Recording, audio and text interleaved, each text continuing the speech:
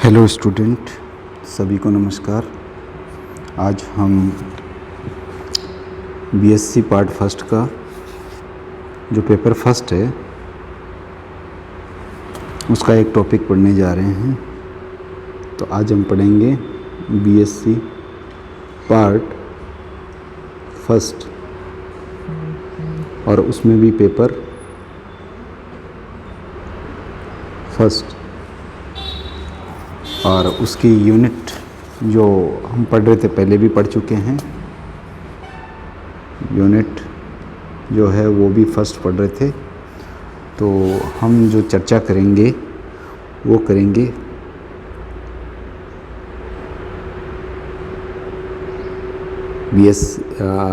आपके इस paper first के फर्स्ट यूनिट के कुछ टॉपिक बचे हुए हैं तो उनकी। और इसमें अगर हम देखें तो देखिए आज का हमारा टॉपिक रहेगा character and classification of protozoa. तो देखिए हम देखते हैं आज हम पढ़ने वाले हैं प्रोटोजोआ। और प्रोटोजोआ एक फाइलम है, इनिशियल फाइलम। और सबसे पहले तो आप ये समझिए कि प्रोटोजोआ क्या है। एक ग्रीक वर्ड है और ये दो तरह के जो वर्ड्स होते हैं उनसे मिलकर के बना हुआ है। पहला वर्ड तो है इसमें प्रोटोज और दूसरा वर्ड है जोन। जो प्रोटोज होता है इसका मतलब होता है प्रिमिटिव या फर्स्ट, या इसको हम और क्या कह सकते हैं, प्रीमिटिव कह सकते हैं। और जो जोन है इसका मतलब एनिमल होता है और एनिमल को आप क्या कहते हैं, जंतु। और जो प्रिमिटिव है इसका मतलब होता है आदिम। और हमने जो फर्स्ट लिखा है इसका मतलब क्या है, प्रथम।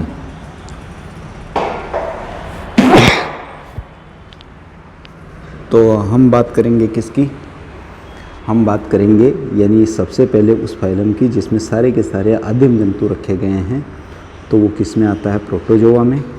और प्रोटोजोआ जो शब्द है, सबसे पहले हम इस शब्द की बात करते हैं कि जो शब्द है, इस जो प्रोटोजोआ वर्ड है वो किसने दिया था।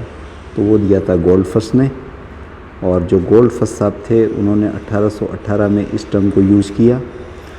और ऐसे ही प्रोटोजोआ जो शब्द है उसकी जगह राइजोपोडा टर्म एक इस्तेमाल किया था। उन साइंटिस्ट का नाम था डुजार्डिन। और डुजार्डिन साहब ने प्रोटोजोआ शब्द के स्थान पर राइजोपोडा काम में लिया। अगर इसमें टोटल स्पीसीज़ की बात करें कि कितनी स्पीसीज़ होती है तो लगभग 50,000 स्पीसीज़ जो है प्रोटोजोआ में मिलती है। और प्रोटोजोआ जो है वो यूनिसेलुलर है। यूनिसेलुलर का मतलब यानी ऐसे एनिमल्स हैं जिनकी बॉडी केवल एक कोशिका से बनी हुई है। तो यूनिसेलुलर के रूप में इनकी सर्वप्रथम जिस साइंटिस्ट ने पहचान की थी उसका नाम था ल्यूवेनहॉक। और ल्यूवेनहॉक साहब ने 1674 ईस्वी में ये पता लगाया था कि प्रोटोजोआ जो है वो एक कोशिकीय जीव होते हैं। अगर हम बात करें इसके जनरल कैरेक्टर्स की तो इसके जनरल कैरेक्टर्स की बात करें यानी सामान्य जो लक्षण हैं, general characters,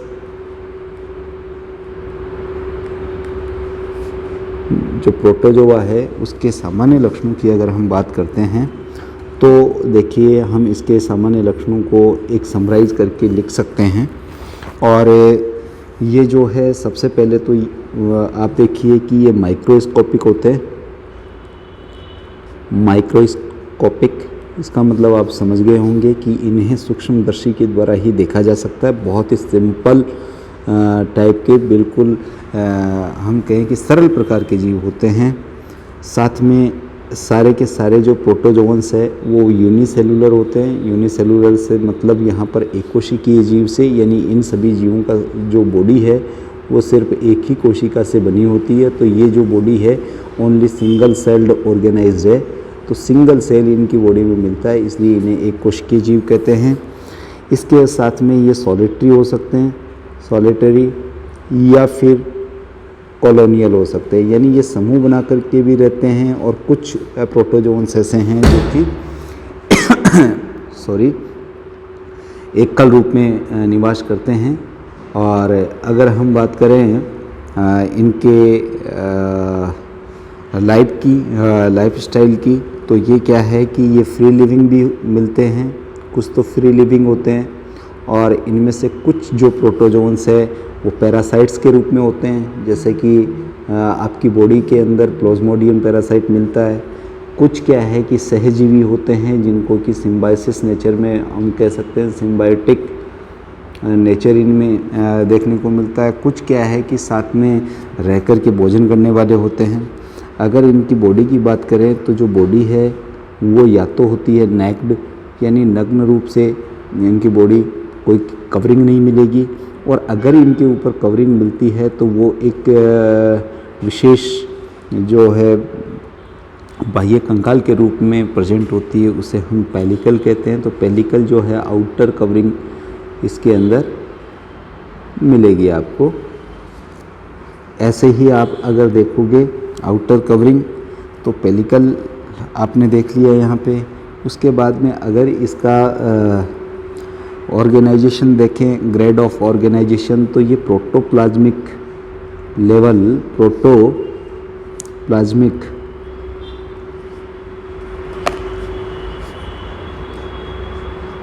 level of organisation, यानी जो शारीरिक संगठन है वो कैसा होता है। शारीरिक संगठन होता है भाई जीव द्रव्य कोटि का।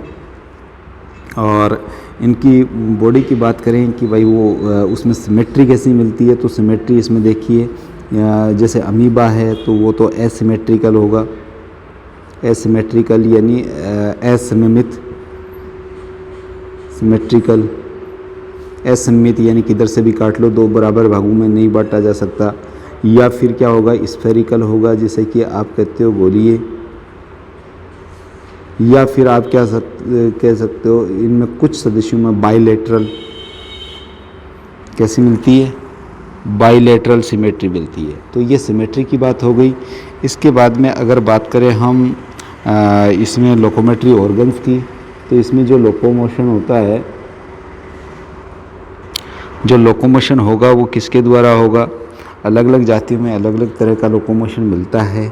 इसमें कुछ में तो क्या है कि सीलिया के थ्रू होता है, कुछ में फ्लैजिला के थ्रू होता है। कुछ प्राणी ऐसे होते हैं जिनमें कुछ में सीलिया के द्वारा हो गया, कुछ में फ्लैजिला के द्वारा हो गया। कुछ में क्या है कि स्यूडोपोडिया होता है, स्यूडोपोडिया, उसके थ्रू क्या है कि इनमें लोकोमोशन होता है।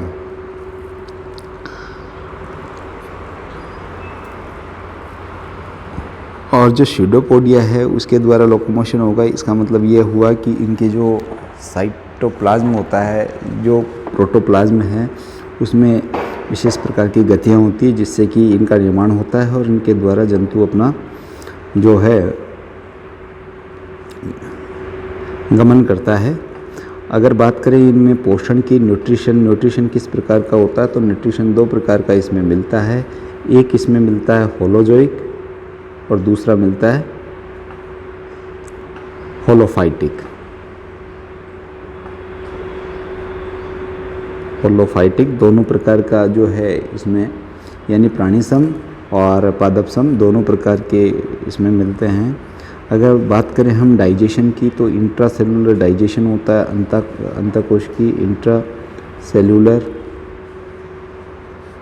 डाइजेशन इसमें मिलता है। तो जो सेलुलर डाइजेशन है, उसके बाद में अगर हम देखें कि भाई इसमें जो रेस्पिरेशन है, प्रोटोजोन्स में जो रेस्पिरेशन है यानी श्वसन क्रिया जो है, वो इसके लिए विशेष ऑर्गेनाइज्ड ऑर्गन होते हैं या नहीं होते, तो नहीं होते साहब।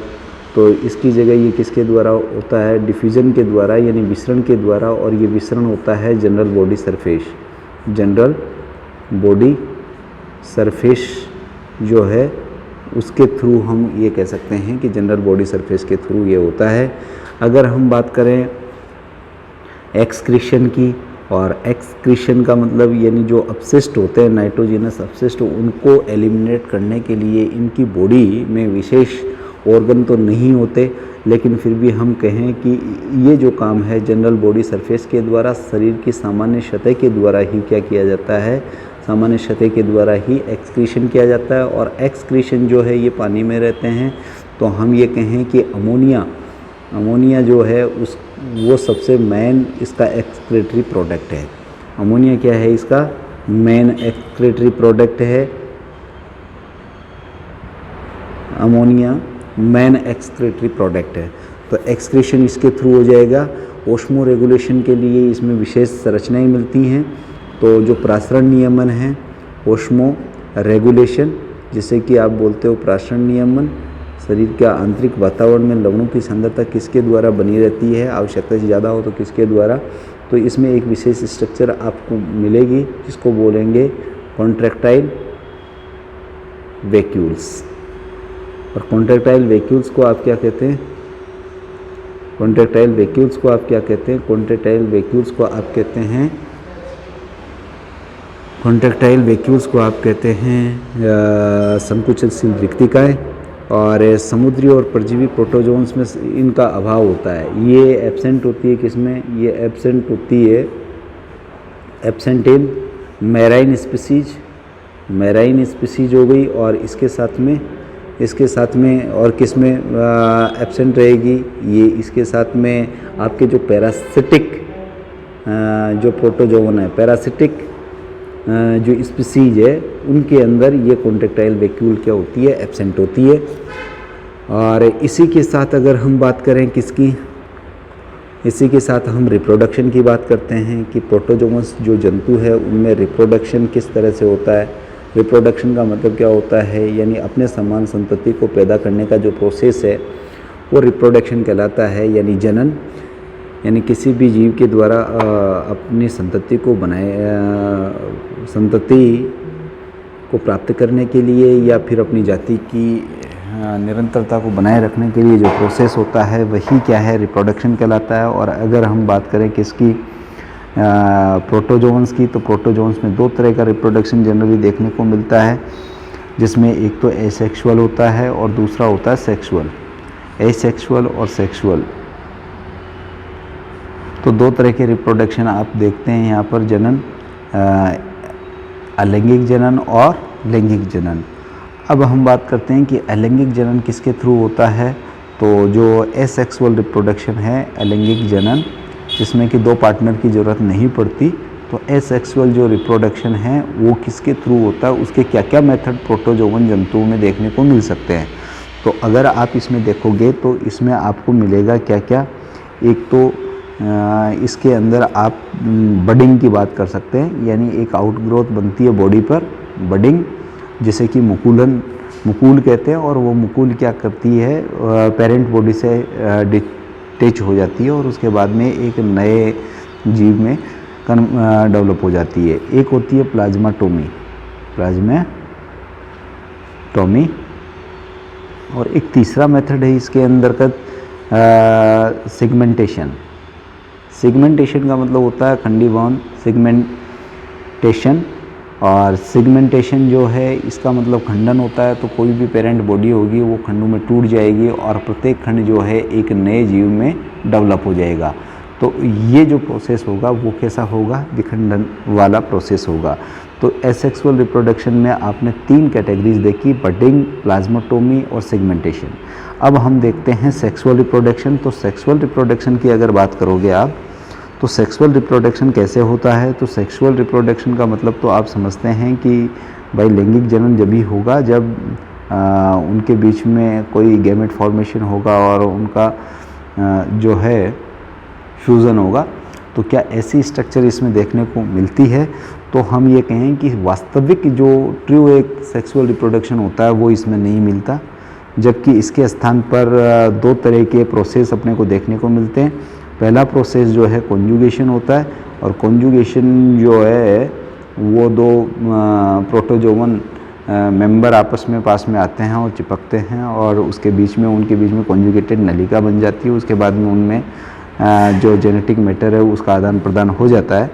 और ऐसे ही क्या है कि एक मेथड होता है सिंगेमी, और सिंगेमी का मतलब होता है कि युग्मकों का संयोजन, यानी fusion of gametes.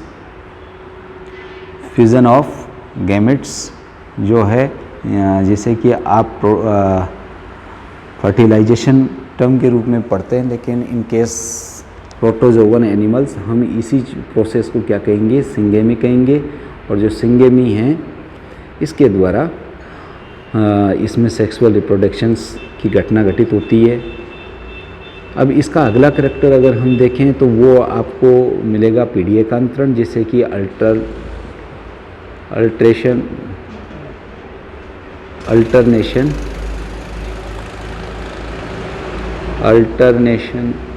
Of generation. Alternation of generation इसका मतलब हो गया कि पीढ़ी एकांतरण इन प्राणियों में पाया जाता है, और ये जो प्राणी हैं कभी मरते नहीं हैं, तो नेचुरल इनकी डेथ कभी नहीं होती। जो नेचुरल डेथ है वो कभी भी नहीं होती, ये हमें ध्यान रखना है। तो फिर क्या है कि इनका जो द्रव्य इसमें मिलेगा वो जर्म प्लाज्म प्लस सोमेटोप्लाज्म में डिवाइड रहता है, सोमेटोप्लाज्म। तो जर्म प्लाज्म और सोमेटोप्लाज्म यानी जनन द्रव्य और कोशिका द्रव्य में विभेदित रहता है। तो इस जर्म प्लाज्म के थ्रू ये क्या है, अगली पीढ़ी बनाता रहता है, रिजुवेनेशन होता रहता है। तो हम ये कहें कि इनकी प्राकृतिक मृत्यु नहीं होती, इसीलिए इन्हें हम इमॉर्टल एनिमल्स कहते हैं, इमॉर्टल एनिमल्स। इमॉर्टल एनिमल्स का मतलब होता है अमर प्राणी होते हैं, और ये अमर प्राणी जो हैं इसलिए कहा जाता है क्योंकि इनकी प्राकृतिक डेथ तो होती नहीं है। अगर हम देखें कि एडवर्स जो कंडीशन होती है उस समय ये क्या करते हैं, एडवर्स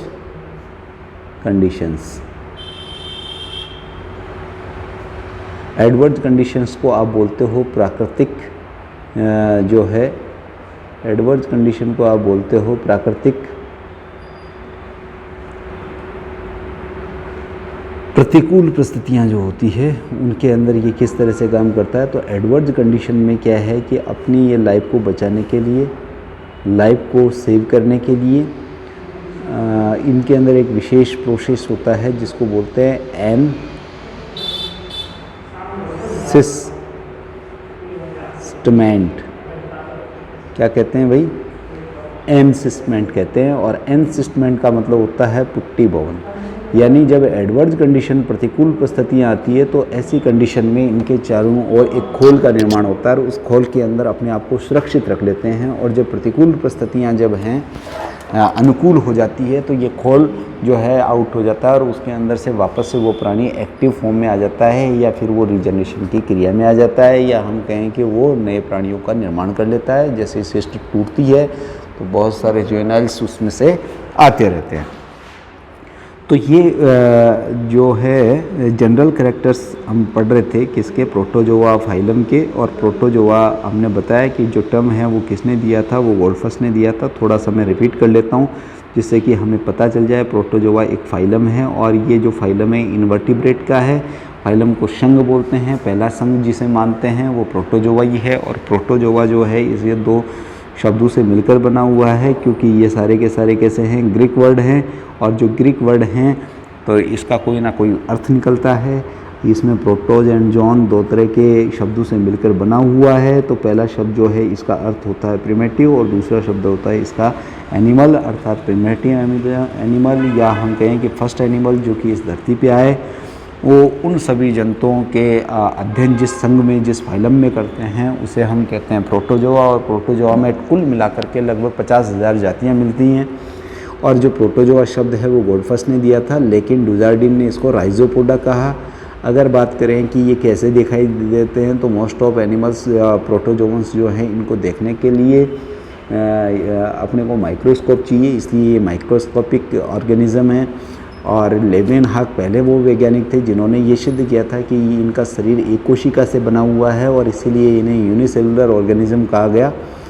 अगर इनकी बड़ी बड़ी यानी जो मुख्य मुख्य कैरेक्टर्स हैं उनको आपने देखा है माइक्रोस्कोपिक होते हैं, यूनिसेलुलर होते हैं, सॉलिटरी या कॉलोनियल हो सकते हैं, free living, parasitic mode of life या सिम्बायोटिक मोड ऑफ लाइफ मिलती है। इन या तो इनकी बॉडी के ऊपर किसी तरह की कवरिंग नहीं मिलेगी तो उसे हम पेलिकल कहेंगे। प्रोटोप्लाज्मिक लेवल ऑफ ऑर्गेनाइजेशन मिलता है। अगर इनकी सिमेट्री की बात करें तो कई तरह की सिमेट्री अलग अलग तरह के प्राणियों में देखने को मिलती है, एसिमेट्रिकल, स्फेरिकल एंड बाइलेटरल। अगर लोकोमोशन की बात करें, जलते किससे हैं तो ये पक्षमाप से या कशाब से या फिर जो कूटपाद होते हैं उनके थ्रू चलते हैं। और इनमें प्राणी सम और पादप सम दोनों प्रकार का जो न्यूट्रिशन मिलता है। जैसे कि होलोफाइटिक की बात करें तो वो किस में मिलेगा, यूग्लिना में मिलेगा। और अन्य जो एग्जांपल आप देखते हो अमीबा वगैरह, उसमें होलोजोइक मिलेगा। और इसमें जो डाइजेशन है वो इंट्रासेलुलर होता है और रेस्पिरेशन और एक्सक्रीशन तो जनरल बॉडी सरफेस के थ्रू होता है। और जनरल बॉडी सरफेस के थ्रू होने की वजह से हम ये कहें कि ये जो है इसमें स्पेशलाइज्ड ऑर्गन्स नहीं होते। कॉन्ट्रैक्टाइल वैक्यूल की प्रेजेंस इनमें ऑस्मो रेगुलेटरी को कंट्रोल करने के लिए होती है। और रिप्रोडक्शन जो है एसेक्सुअल और सेक्सुअली दो तरह से होता है, जिसमें बडिंग, प्लाज्मा, टोमी और segmentation classified in asexual reproduction and conjugation and syngamy process. In sexual reproduction alteration of generations are present. Natural death कभी नहीं होती, इसलिए इमोर्टल होते हैं। और उनका जो साइटोप्लाज्म है उसमें जर्मप्लाज्म और सोमेटोप्लाज्म, जर्मप्लाज्म जो है कभी डिगे नहीं होता है, इस वजह से ये इमोर्टल है। एडवर्स कंडीशन में इनके अंदर क्या है कि अनसस्पेंट मिलता है। तो ये आज हमने जनरल करैक्टर्स की बात की। अगर आगे की बात करें हम तो हम ये कह सकते हैं कि अगले वीडियो में हम प्रोटोजोआ के क्लासिफिकेशन को देखेंगे। तब तक के लिए आप सभी को धन्यवाद और नमस्कार।